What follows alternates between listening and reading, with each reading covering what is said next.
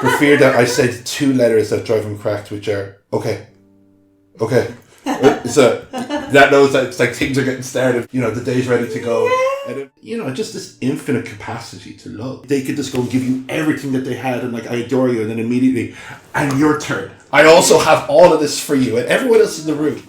Like, you ever see a dog going by with 3 legs? They never look sad. Yeah. They just get on with it. Look, shit happens, and they'll just keep moving, keep trucking. Like, they don't feel sorry for themselves, Welcome to P&P, the Partners in Positivity podcast, where Aisling Burnett and myself, Sarah Harty, warriors of EBP, SBP, DHBs, that's emotionally bulletproof, spiritually bulletproof, divine human beings, aim to wake up and shake up the nation through positivity, humour and shared wisdom. Today on the Irish and international stage we have Joe Campbell. So I was just really impressed how you had all that off. Thanks, Joe. Joe is an ex-colleague of mine and a great friend. He's also a dog lover, and he sends me many, many voice notes about the infinite love he receives from these beautiful animals. So we said we'd join him for a chat in Galway today about many things of interest for us all, but stuff that we think would really benefit you guys too. Delighted to be here. Delighted to have you. Thanks so much for accepting our invitation, Joe, pleasure. and for whipping us up a fabulous lentil curry. I'm glad you enjoyed it. That was gorgeous. No, you get I was just you have to have a bit of food ready, but just like the aim is always a vegetarian because you just don't know, but then make it taste meaty because that's it's the sweet spot. Yeah, it was perfect. I was like, you're so considerate. So recently Joe sent me a voice note. We had a great chat about the silliness of dogs. Actually was really the topic of conversation at the time, but I was after finding a lovely documentary online about the unconditional love of dogs. And coming from a background where I never actually really had any animals growing up, I'm only starting to grow an affection towards dogs. But you have a great relationship with animals, and you really see how great they are for well-being. And it's like I don't know. As far back as I can remember, there's always been the presence of a dog and cats, but they're their own entity. But certainly a dog. Certainly dogs have always been there, and they've kind of. It's nearly mirrored where I was at, whatever development stage, whether you're a child growing up and you're needing that sort of, I think, almost elements of a confidant or, just that kind of reassurance that they give you, confusing times, and you go back to school and you're, someone's picking on me or someone's not talking to me or, just whatever petty kind of grievances, but you come back and there'll be, big doe eyes kind of staring at you and cuddling you and just like, come on, we'll go and play. So there's always, ever since I think from the age of, to go back maybe 5 or 6, there was always a dog in the house, and it was it kind of, it's a friendship. Oh yeah, it just kind of emulsified everything, and everything just felt, just more complete. Yeah. That's so nice that you said you feel more complete. I wonder, do I need a dog? Always get a dog. I'm always going to advise to get one. Yeah, it's just. I never had a desire for one, but I actually had a couple of different theories about animals over time that are changing. But one was, I thought that are people not going out and seeking love in other human beings or friendship because they have a dog, and is that hindering? And then more recently, this documentary that I watched that I talked to you about. They show how it actually can bring back love into people's bodies and make them to go out to meet more because they feel more love and they've received enough from the animals that they actually are strong enough to go out and look for love then. Yeah. In a way. Well, I think it really boils down to the whole notion of unconditional, and also and also the responsibility that goes along with it. I think, we hear stories, people who may tackle depression and people who, tragedies that we've happened, and people have always felt like, what's the purpose, or who will people ever miss me when I'm gone, or will people, what is the meaning to me, or what do I provide? And I always found with dogs, it's nearly that's something that just I can't you couldn't really afford to think. In some senses, like, you know, I could go out, have a heap of drink and whatever, and your natural instinct is I'm hiding under the bed watching Netflix. I don't want to talk to anyone, but the dog will get you up. The dog will get you up and clear the head. And gives you purpose. Oh yeah, and they'll just look at you with that happy kind of like, you know, oh come on, can we just go outside just a few minutes, please? And just, you know, I promise, said, like, you know, you can't have a kind of, you know, smile through it, and but yeah, there's no terms with them. There's no even with all their personalities, whatever, you know, little quirks or little idiosyncrasies that they may have, like, you know, they all still have that one core, that kind of one truth, and it's just like, I fucking adore you. You know, I love you. You know what I mean? You know, you don't have to say it back, but it'd be nice. Like, you know. You know. Yeah. So it's just like it from the second you get up in bed, because Napoleon there, he'll just like, you know, I'll just wake up, he'll be on the chest, be ready to go, you know, just looking at me and just like, come on. For fear that I said 2 letters that drive him cracked, which are okay. So that knows that it's like things are getting started. You know, the day's ready to go, and then from just there on in, it's just fun and giggles and, you know, silliness and. That's brilliant. It's just like, randomness. How could you say no to Napoleon? No, you can't. He's gorgeous. So yeah, no, it's just like they definitely. It's just something that they're just. I suppose it just takes you away from yourself and the you know, distraction. But the narrative, the inner monologue, the voice of just, you know, whatever criticism, you know. So not that you'd have it, but it's like it just makes all the other things kind of irrelevant and meaningless. You know, you have this little purpose with your buddy, and like all they want to do is just have a good time and just. Yeah. You know, have cuddles and love, and you kind of you can't help but want to go along with it. You know. What would you say are the 3 greatest traits of dogs? They're absolute selflessness. Just what can I do to make us all feel happy and good and complete live in the moment. It's just embracing what is now. Can be a bit impulsive. They can lose their shit sometimes. It's just randomness or bark, or there's not a lot of strategy that goes into it. But there is something really, I suppose, liberating and carefree by just being there. Nice. I'd say the third point is just, you know, just this infinite capacity to love. Like, just this infinite capacity of just, like, you know, they could just go and give you everything that they had, and like, I adore you, and then immediately, and your turn. I also have all of this for you, and everyone else in the room. You know? That's a great way of putting it, actually. Oh yeah, I'd be worn out. You know, so me and Sarah know a lovely lady called Mary Farley, and she lives in County Meath, just outside Navan somewhere. But she has courses. She has her own business. She teaches people, it's like puppy classes, but I just seen on Facebook during the week that she launched a new course for children with dogs. Okay. So our business is called the Dog Knows, and she's teaching children how to be around dogs. And I seen like a few of the bullet points that she wrote. She said, like, it teaches children compassion and it helps them build confidence. And I was like, it's actually so important. That's such a great idea. I didn't know that. I'd love to hear quotes from the kids on that as well. Like, because it would just feel like, you know, his feet smell like popcorn. Or just like, you know, because it is wonderful, those relationships you see with children and dogs. And they are your first companion, your first buddy. Yeah. You know, you're kind of...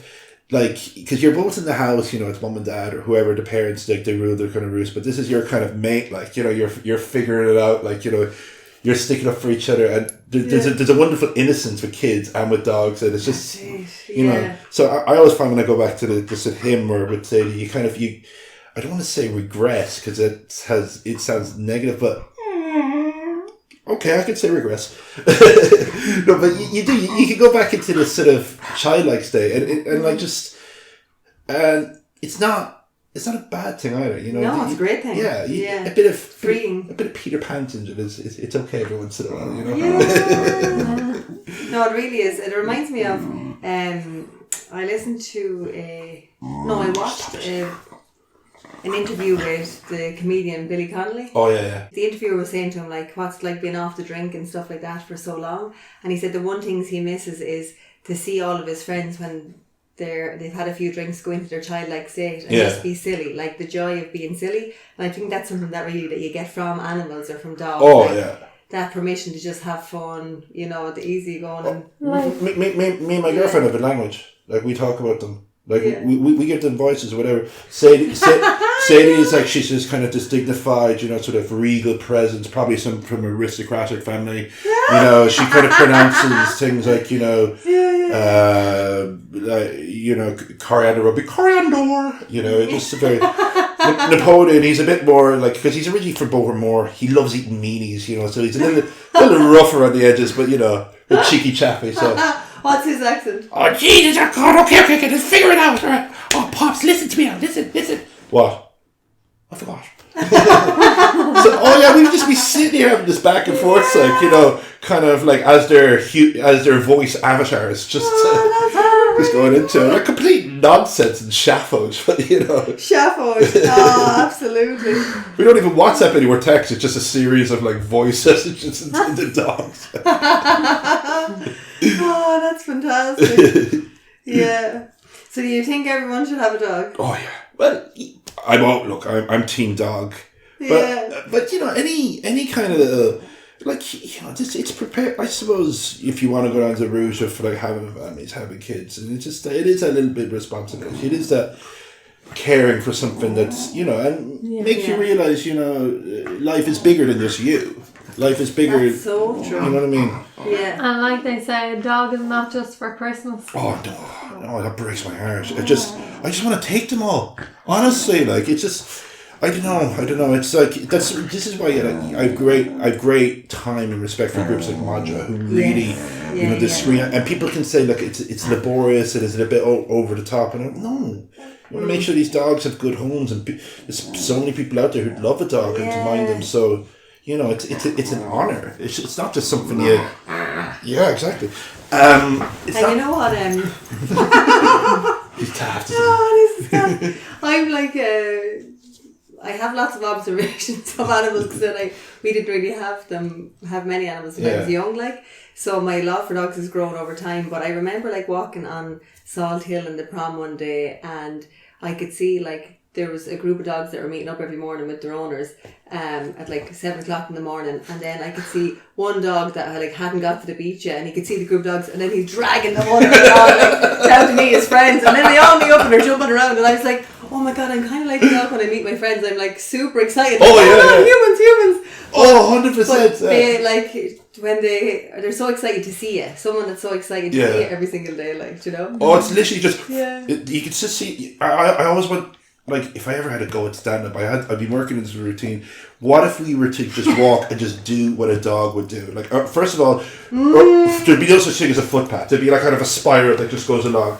I thought about that, actually. Yeah. And then you're walking and you just see, like, friend, hang on, I'll be over to you in a minute. And then they're running across and there's collisions and, it'd be just wonderful chaos. Oh, that's been... I was actually running down a canal one day, and I'm not the type person that I don't stop and like wow at dogs or stand in awe of animals walking by me. Stop causing a scene. Get down. But I was running this canal one day, and then out of the corner of my eye, like a dog just appeared out of nowhere that looked exactly like me. Yeah. Like a ginger dog, and I'm like walking or running straight. Your doppelganger. He was, and his energy and everything was the very same as me. But he stayed with me for the whole run. Yeah. And then stopped before he knew I was about to turn around and come back, and then came with me, and then just disappeared again. But it was beautiful, the experience, right? Having this company. But what I noticed was, I was like, I'm running this straight line, and then I looked at the dog. I was like, the dog's life's much more enjoyable and fun. He's stopping and sniffing and running across here, back and forth, and up and down, jumping on things, and then he's coming back to me on the trail. Yeah. And I'm like, this human straight line thing is really not that exciting. Oh yeah, and he's probably getting 3 times as many steps in and everything, you know, like so. Yeah. Just from a cardio point of view, you know what I mean? But it was like, do you remember that episode of Friends where? Remember Phoebe and Rachel were going out jogging, and then Rachel was mortified because the way that Phoebe was. I love that. Oh yeah, I'm totally Phoebe. But that's it's just silliness and the daftness of it. You know what I mean? It's brilliant. Like, and like you think of your mates, like who's the best crack? It's like someone who's a bit of a, you know, the best possible way at Egypt. Like, you know what I mean? The best possible way. Yeah, exactly. So like, and it's and I find that, and I do look. I am. You know, I'm in my 30s, and the more and more adulting is inevitable, and we do it. And you know, it's part of the contract. But you know, I do like things you can kind of lose yourself in and just be let go. Yeah. And like we get too serious sometimes, and the dogs are like, come on, big deal, like. Oh yeah, you know what I mean? Yeah. Like they make us be Egypt. That is brilliant. So you have huge gratitude for dogs. Aww. And you actually... That was a great segment, you have huge gratitude for animals, but you also are practicing gratitude, as you were saying. Yeah, like... I have this thing now, and I try to every day. It's... Hang on a minute. Can we just find out what's going on here? Okay, so Napoleon has a squeaky Donald Trump toy that he's absolutely making bits of. It's getting wild in here. Oh yeah, he's attacking it way more than any Democrat senator or whatever, you know.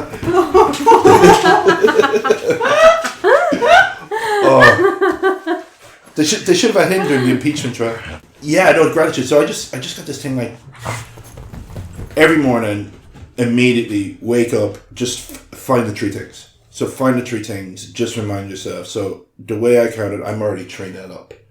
Like, so nice. It's, you know, like, and it's just something simple, you know, turn Sarah Jane, you know, she's there in bed, you know, love this girl.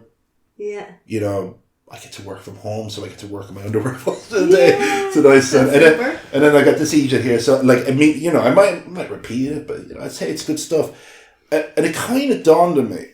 And this is I was saying I had a bit of a theory about this, like, you know, and I was just thinking about the whole concept of prayer. And like, I'm not a religious person. I'm, you know, I'll openly say I'm an atheist, and that's each to their own. But you know, I'll respect everyone's practices. But you know, sorry, I digress. But the concept of prayer was always like, you know, I suppose was to give thanks and to just give perspective, and you know, just because we're not regular churchgoers or whatever, like there's a reason these things are in practice, and there's a reason why these things exist, and like, you know, it's good stuff. Yeah. You know, whatever medium you use. So you know, I was always just thinking like, you know, you start off bit of acknowledgement, you know, you're setting yourself up for the day, and it's perspective, you know what I mean? And it's perspective. Yeah. So I'd be trying to work on it. Not trying to work on it with my girlfriend. She does her thing, but I think in the morning we would, you know, I think the news talk would come on, and there'd be something going on, and there'd already be the moaning and the bitching and whatever, and something's be given out, and I just like, do we have to start with this, like, you know? Yeah, so setting the tone for the day, like. I think lately, like, that was, what was it? She was putting on like Heather Smalls and M People and doing a bit of a dance, and then, you know, I made contact with her later on through the. Geez, I feel great. So I'm like, listening to news talk, you know, or whatever. Oh, no, I don't need to know about stocks and shares at 7 in the morning. No. So yeah, like, you know, like. Heather Small. And how did you come to start to practice? Just. Did you hear it somewhere, or? I think it's just like, it's just a nice way to start the day. You know, I just think if I just get there first, you know, and it's like, you know, the days can like have a million of different things that can just throw themselves at you, and you know, there could be, you know, and it's just galvanizing yourself a little bit. It's like coming out of the shower and putting on your deodorant or whatever. You're just, you're just a little bit insulated and protected. So when something kind of comes along, all right, I got this. I can take this, and it's to be being grateful for what you already have, so then you can handle anything that comes to you. Like, I still have this, and this. I did a check-in with myself this morning. Yeah, and I know we all have our stuff going on, and like people have genuine gripes and worries and whatever. Yeah. But like I do, sometimes it's going back to basics, and it's going back to binary. And it's just reminding myself, like, I live in a pretty decent country. I've got a good network, I'm fortunate. Like, in the whole lottery of everything, you have to remind yourself. Yeah. And we get shit days, we get miserable days, we get days we hate people, and we get days we get pissed off or whatever. But, like, these are facts. These are just, like, and it's nice to just remind yourself of it. It's like that, again, probably, someone says I'm an atheist, I keep referencing prayers, but that famous footsteps prayer. You know that one, the footsteps one? No. That famous Did we learn it in school? No, I don't know. That's it then. I don't know. Or maybe I was at some stage at the pub and someone was trying to save me. I'll give you the abridged version. So, the guy passes away, or I pass away, or whoever, person passes away, goes up to the pearly gates, meets God. God goes, all right, hi, how you doing? I know. Take a look. This is just the beach here. What you see is like, I've been with you this whole time. Yeah. I've been here supporting you. I was always here. So I take a look at the beach, and beside, there's 2 sets of footprints, all kind of going chronologically through my life or whatever. But in certain parts, there was like the 1 set of footprints, and they were always kind of just happened to be about the time that it was most challenging and most difficult. So I go like, God, come here, story with this, like, what's going on? These were shit. Like, I was not in a good place. Why is there only 1 set of footsteps here? You ready for the cheesy moment? Because that's where I was carrying. That's where I was carrying you.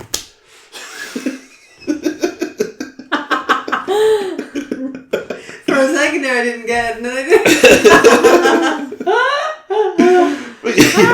But I suppose without recording this in the cheesiness.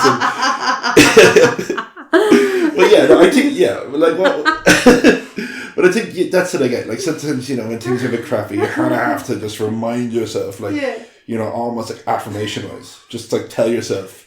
Like, everything's alright. Yeah. It's gonna be okay. It's alright, Yeah, I'm having an off day, but it's alright. Yeah. Yeah, it's the self-talk that's important, isn't it? Oh, yeah. But sometimes just say it, just being verbal about it, Little bit. I can't get over it. Do you know what happened? Like, there was a bit of a double meaning there, and then the actual meaning only dropped. And I was like, oh yeah, now I get it. Someone's always looking after you. Yeah, but kind of.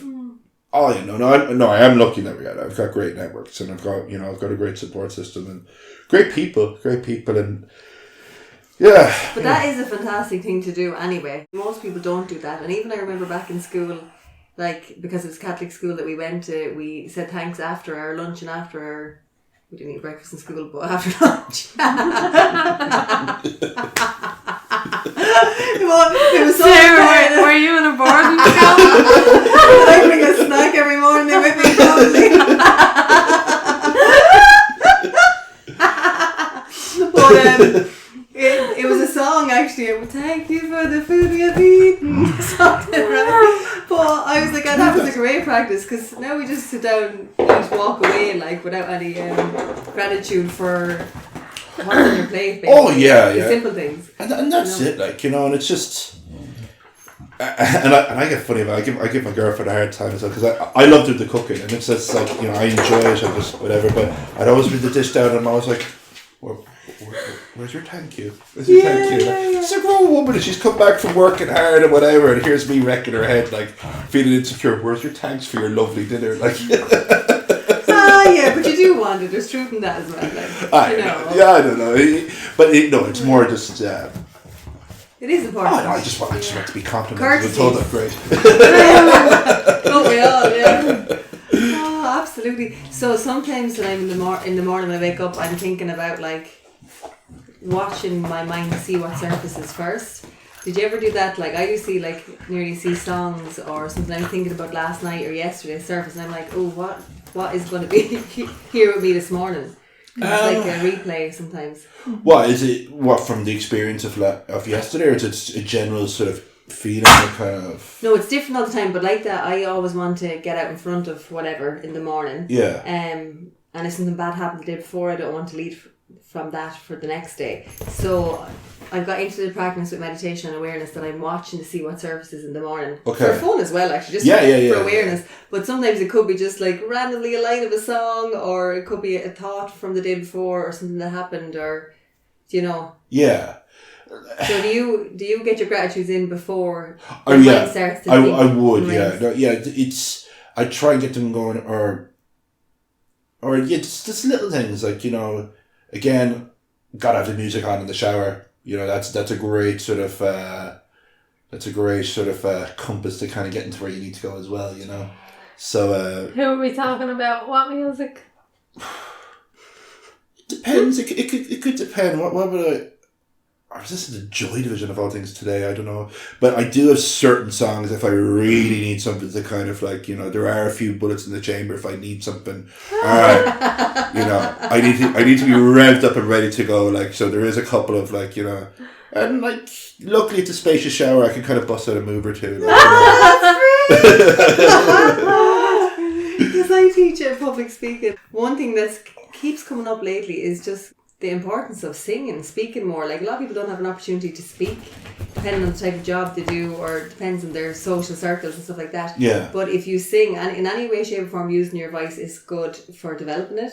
And singing is so good. So lately I've even just screaming in the car driving around, or in the shower or whatever, and you're seeing the range of your voice, and then that's what you can use when you do have to step up and speak. But it's so good for you. Oh, but even go back to the dogs, I probably sing mostly because of them.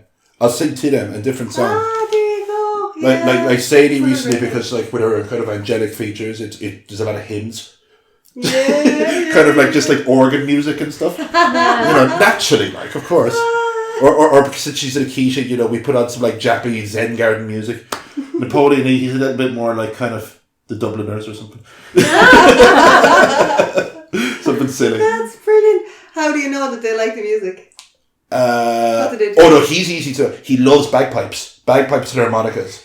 It's just what is this weird, bizarre noise? I need this in my life now. And it's just I love seeing. So we've been doing this thing where I put on the bagpipes to him. It's Amazing Grace and the bagpipes. Put it on for him. I start going, and he's like,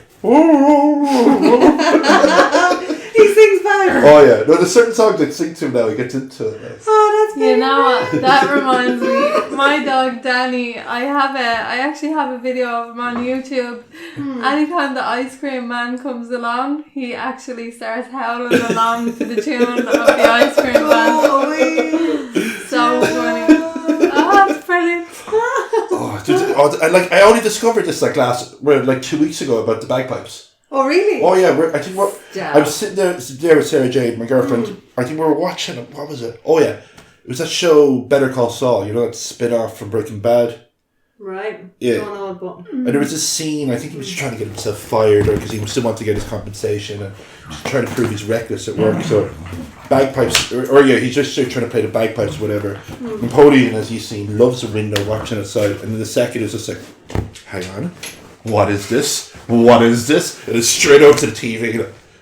So ever since then, we've just been any opportunity for bagpipes. I love the relationship that you have with the dogs. Oh yeah. As a dog lover, yeah.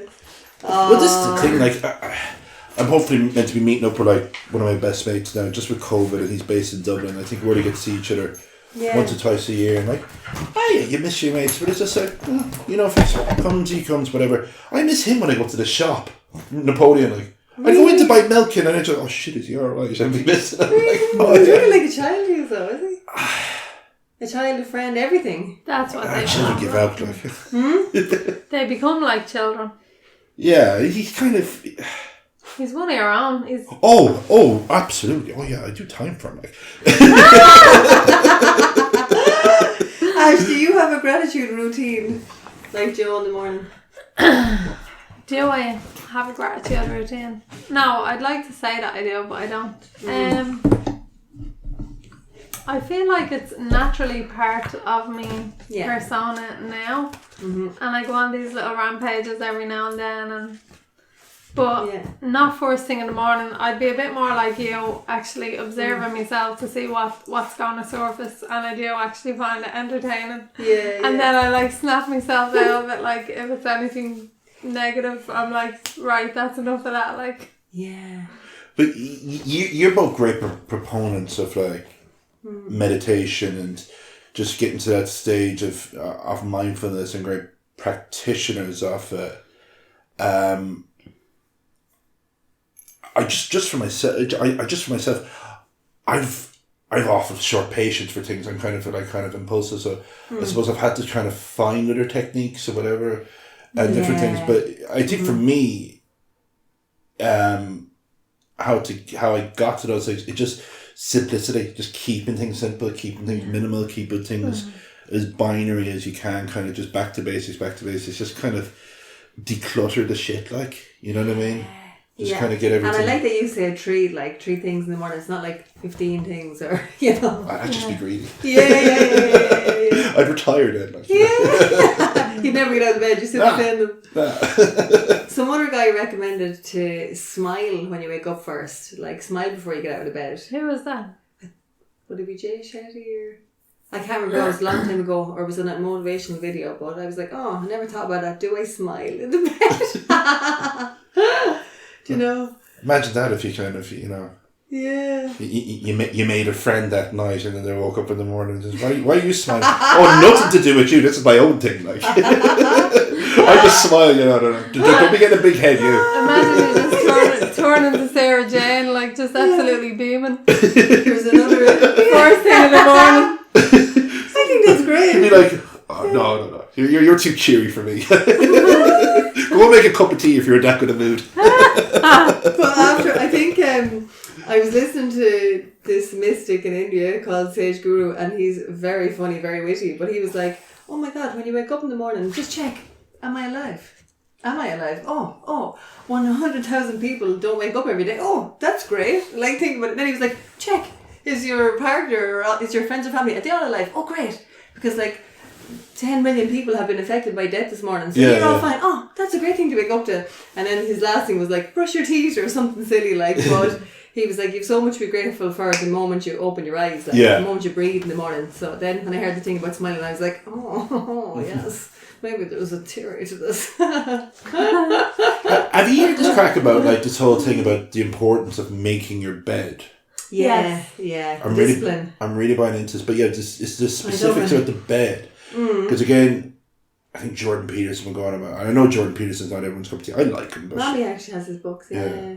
I like him. I just think, you know, he speaks his truth. He's honest. Not for everyone. I know he is a controversial things. I try to ignore that. That's whatever. But just he kind of take the best from it for yourself. I don't know. Yeah. But he's kind of more like he gives you these sort of 10 rules for life, and it's just like, you know, just kind of sometimes just buck up, you know, get shit done, you know, just.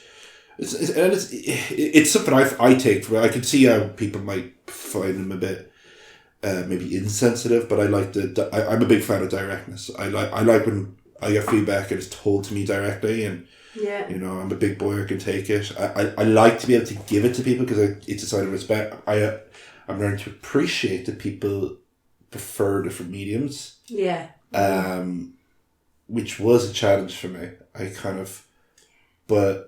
Going back to that, and I've read it again, and just this importance of making the bed, and it's when I think it's going to what you were just saying there about the I woke up in my life, and it's just like, again, it's like you wake up and you go, you know what, go out, do whatever, bed's going to be made, bed looks nice, you know, it's all good, you know, we can come back home no matter what's going on, nice set bed.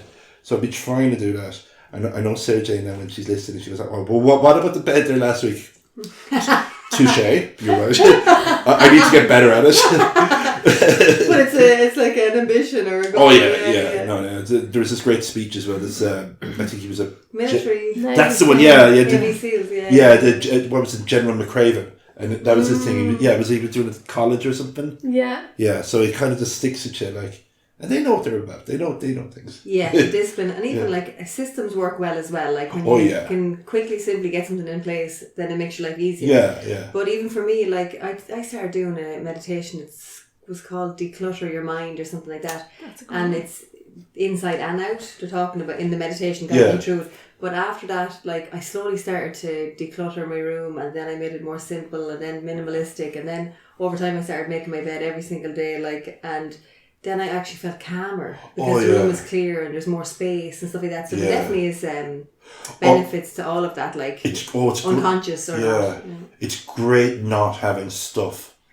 I'd asked, there's too much. Like if it boils down to what you need, like the phone, I suppose you need it for different things, but you'll get another phone. I get it, I understand it.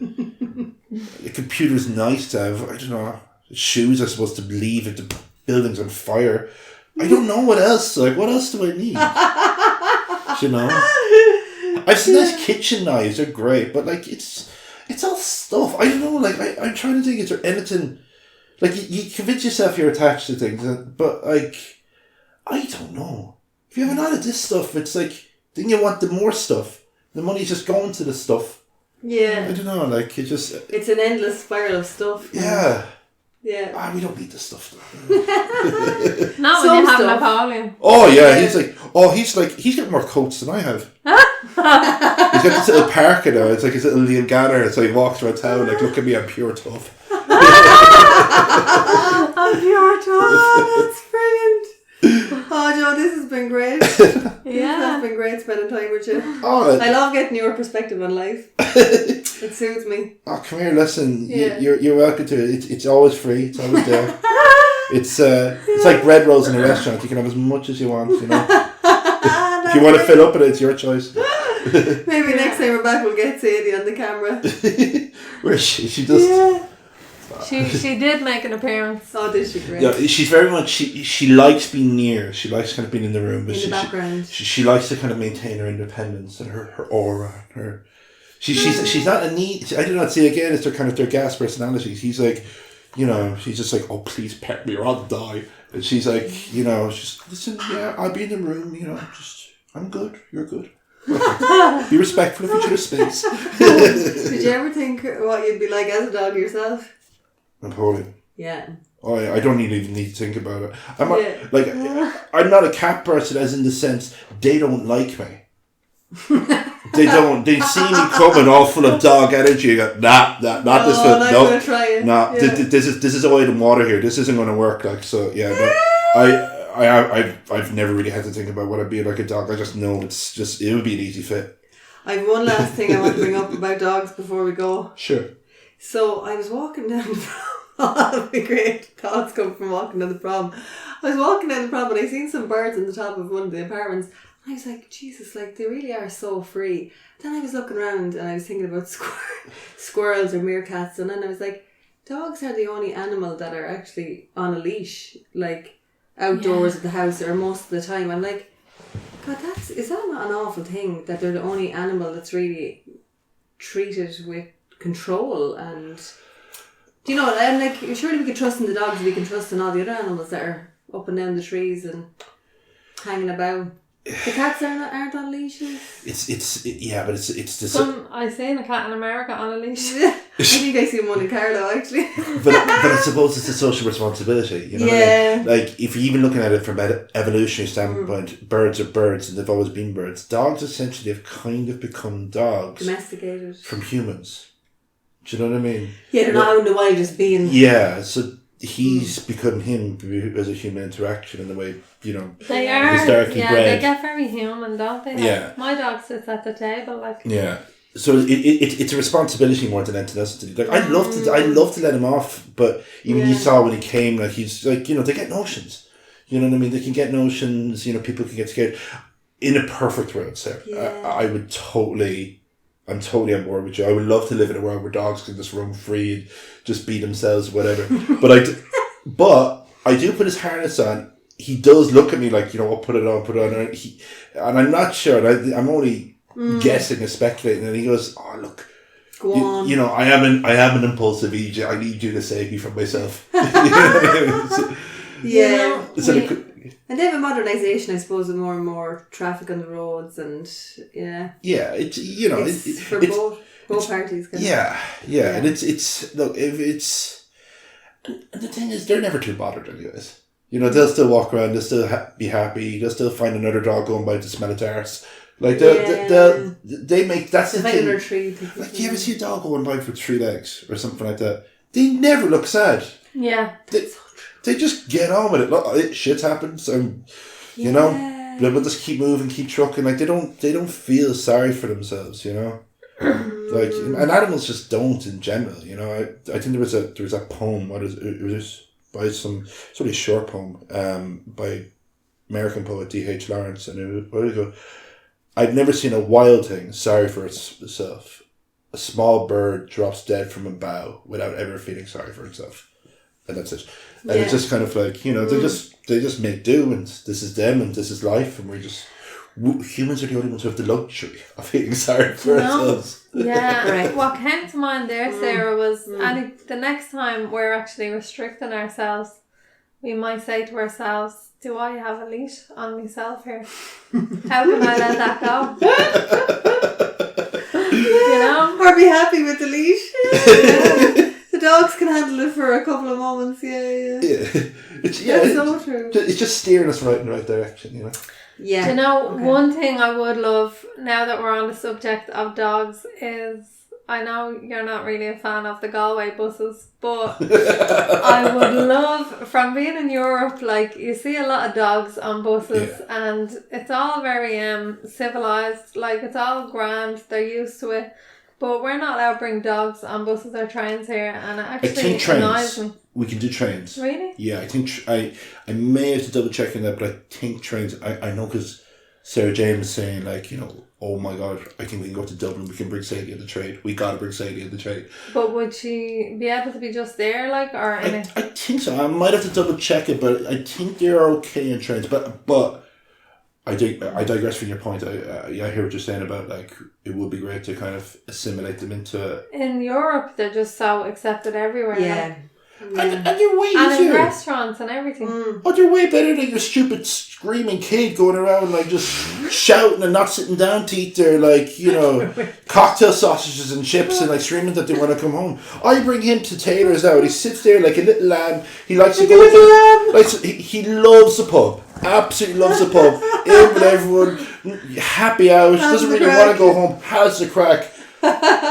The dogs have way more business being at a pub or a restaurant than a child, like, kids should be ID'd before they're going in, So yeah, I totally agree. Yeah, but that's good news about the train. I hope it's true. I bring them on the bike with me. Really? I have a bag, so I put him in. I don't have to have it with me, but it's a bag specially designed that his head comes out. So I go for cycles with him.